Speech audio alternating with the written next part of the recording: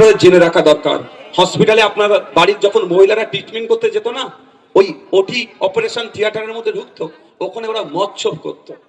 আপনার বাড়ির কোনো মহিলা মারা গেছে, মর্গে লাশ আছে, ওই অপদার্থ অমানুষগুলো ওই মহিলাগুলোর সাথে খারাপ কাজ করত, ভিডিও বানাতো, বিদেশের মার্কেটে বিক্রি করত, আর আপনার বাড়ির মেয়ে তিলোত্তমার প্রতিবাদ করেছিল। ওটা জানতে পেরে গিয়ে যখন প্রতিবাদ করেছিল, ওরা ভয় পেয়ে গিয়েছিল, ওই জন্য তাকে খুন করে ধর্ষণ করানো হলো। কেন ধর্ষণ করানো হলো আমরা সকলেই জানি। কোন জায়গায় যদি একটা মার্ডার হয়, আগে আমরা কি বলি, আরে কি কারণে মারলো লোকটাকে, কারণটা কি খোঁজার চেষ্টা করি মার্ডার হলি।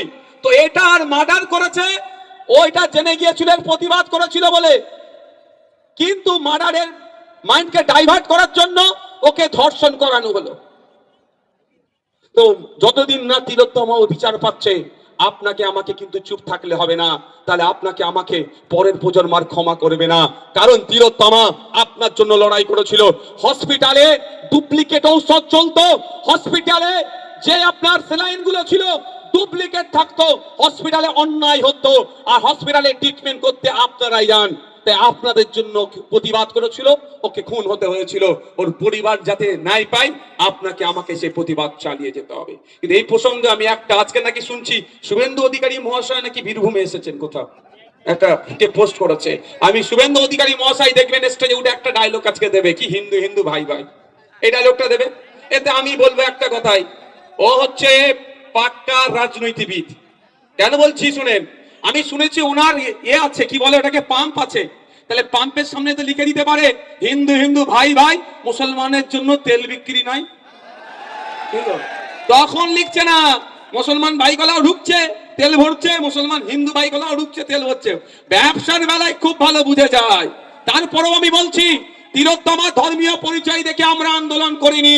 পশ্চিম বাংলায় যদি কোন রাজনৈতিক দল থেকে থাকে, সব থেকে বেশি তিলোত্তমাকে নিয়ে প্রতিবাদ করেছে, সব থেকে বড় জমায়েত করেছে, সেটা ভাঙড়ে তিলোত্তমাকে নিয়ে সব থেকে বড় র্যালি আমরা এবার করেছিলাম। আর ইন্ডিয়ান সেকুলার ফ্রন্ট গত দিনও পর্যন্ত তিলোত্তমাকে নিয়ে প্রোগ্রাম চালিয়ে যাচ্ছে, আগামীতেও চালিয়ে যাবে যতদিন না বিচার পাবে। কিন্তু কোন ধর্ম দেখে আমরা প্রতিবাদ করিনি। হিন্দু হিন্দু ভাই ভাই বলা হচ্ছে, তিলোত্তমা এতদিন বিচার পেল না কেন? বিচার যাতে পায় তার জন্য সিবিআই হাতে মামলা ছিল। সিবিআই কে দায়িত্বে থাকে? সিবিআই কার দায়িত্বে থাকে? সেন্ট্রালের দায়িত্বে থাকে, সেন্ট্রাল হোম মিনিস্ট্রির দায়িত্বে থাকে। সেন্ট্রাল হোম মিনিস্ট্রি সামলাচ্ছে আপনার অমিত শাহজি।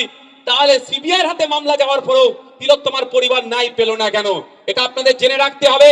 এই খুনের সাথে তৃণমূলের পরিবারের দামাল ছেলেরা জড়িয়ে আছে, আর তৃণমূল পরিবারের দামাল ছেলেগুলোকে বাঁচানোর জন্য বিজেপি সহযোগিতা করছে বকলমে। হিন্দু হিন্দু স্লোগান দিচ্ছ, তিলোত্তমার মা বাপটাও কিন্তু হিন্দু, এখনো বিচার পেল না কেন? এই প্রশ্ন আমাদেরকেই করতে হবে, অন্য কেউ করুক আর নাই করুক। আমরা কিন্তু ধর্ম দেখে প্রতিবাদ করি না, কিন্তু প্রশ্ন তো শুভেন্দুবাবুকে করতে হবে। ইচ্ছা করে তৃণমূল গাড্ডায় পড়লে বিজেপি তাকে সহযোগিতা করে, বিজেপি গাড্ডায় পড়লে তৃণমূল তাকে সহযোগিতা করে।